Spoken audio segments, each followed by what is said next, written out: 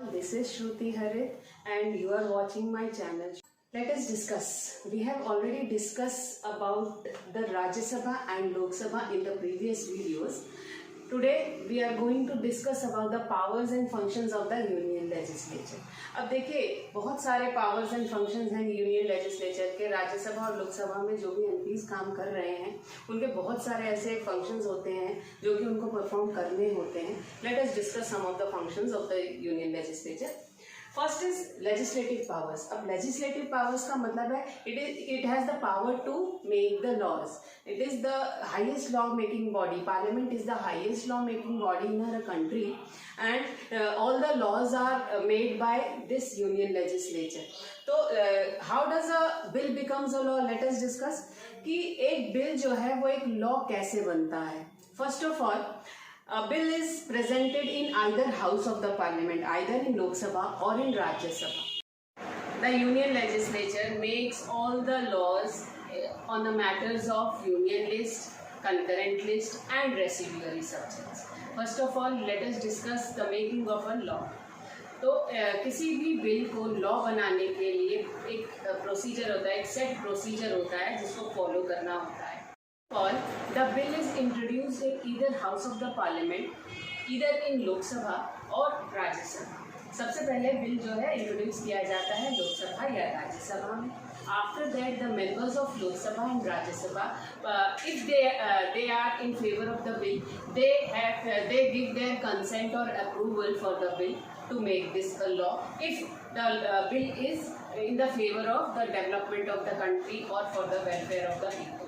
After the consent of parliamentary members, the bill is received by the President of India. President of India के पास ये bill भेजा जाता है for his or her approval, because no bill becomes a law without the consent or approval of the President.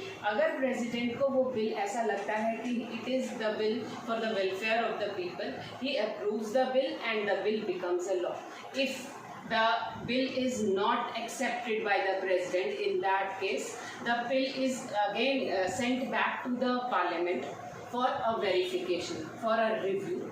तो review के लिए जब दोबारा से बिल भेजा जाता है for any amendments, the parliamentary members can amend the something in the bill, and after that again the bill is sent to the president for his approval.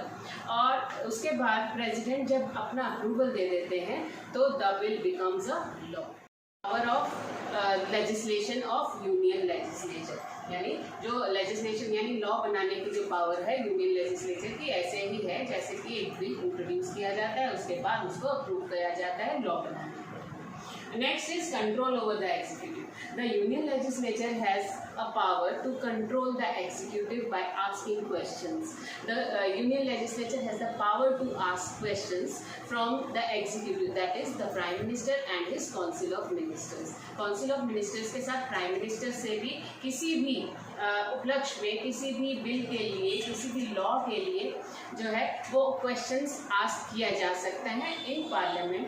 That period is known as question hour. Question hour के दौरान जो भी questions पूछे जाते हैं the executive has to answer the parliament. Next is the financial powers. Financial powers का मतलब है आर्थिक शक्तियाँ।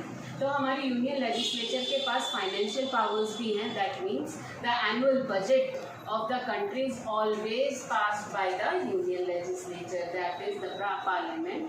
But in money matters, Lok Sabha is more powerful than the Rajya Sabha, because all the money bills are represented or received or introduced in the Lok Sabha, क्योंकि सारे ही money bills जो हैं वो लोक सभा में ही इंट्रोड्यूस पहली बार किए जाते हैं। राज्य सभा अगर उस बिल पर अप्रूवल नहीं भी देती है तो लोकसभा जो है उनकी रिकमेंडेशंस मान ही सकता है और नहीं भी मान सकता।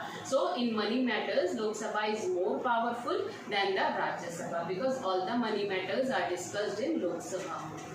Next is the power to amend the constitution. Union legislature has the power to amend in the constitution. मैंने आपको पहले भी बताया था जैसे राइट टू एजुकेशन जो है वो हमारे कॉन्स्टिट्यूशन में अमेंडमेंट के बाद ही ऐड हुआ था हमारा राइट। तो ऐसे ही बहुत सारे अमेंडमेंट्स हुए हैं तो ये जो अमेंडमेंट्स हैं वो कौन पास करता है?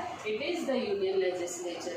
तो पावर्स जो हैं यूनियन लेजिस्लेचर की, उसमें उसके अंदर कॉन्स्टिट्यूशन में भी चेंजेस किए जा सकते हैं। But in respect to the amendment bill, both the houses has different separate approval. You all know that money matters, money bills are introduced in the Lok Sabha only, but all the bills except money bill, that can be introduced in either house of the parliament. Next power is the power to amend the constitution. Power to amend the constitution का मतलब है कि union legislature के पास वो शक्तियां हैं कि हमारे कॉन्स्टिट्यूशन में वो चेंजेस कर सकती है, लेकिन जो ये अमेंडमेंट बिल है वो दोनों ही हाउसेस से सेपरेटली अप्रूव होना चाहिए। The amendment bill should be approved by both the houses separately in different meetings of Lok Sabha and Rajya Sabha. तो हमारे यूनियन लेजिस्लेचर के पास ये पावर है कि वो हमारे कॉन्स्टिट्यूशन में भी चेंज कर सकती है। Next is judicial power. Judicial powers means the union legislature can remove the president, the vice president, the judges of Supreme Court and High Courts. It has the power to remove all these officials during the sessions of the Parliament. तो हमारे union legislature के पास ये power है कि वो supreme court के जजेस को रिमूव कर सकते हैं, हाई कोर्ट्स के जजेस को रिमूव कर सकते हैं, हमारे प्रेसिडेंट को रिमूव कर सकते हैं और हमारे वाइस प्रेसिडेंट को रिमूव कर सकते हैं। ये रिमूवल प्रोसेस जो है it is called the process of impeachment. Impeachment का मतलब होता है दोषारोपण, यानी कोई भी अगर गलत कोई काम करता है तो उसको दोषी पाया जाता है तो इम्पीचमेंट प्रोसेस जो है वो फंक्शन करता है। तो इसका मतलब है कि हमारे यूनियन लेजिस्लेचर के पास बहुत सारे हायर ऑफिशियल्स को रिमूव करने की भी पावर है।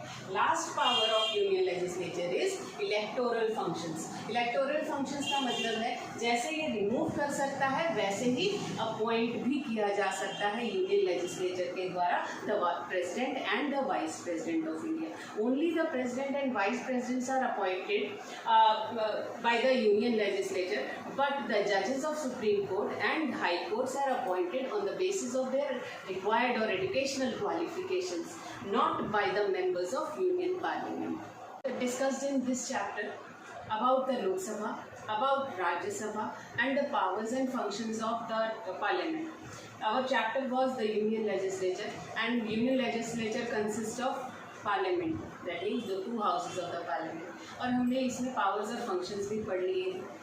अब आपको ये करना है कि इस वीडियो को अच्छी तरह से वॉच कीजिए, देखिए और समझिए। It is very easy to understand and I hope you will all understand in a better way through my channel.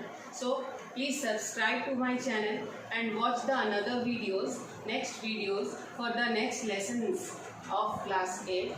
Till then, bye bye.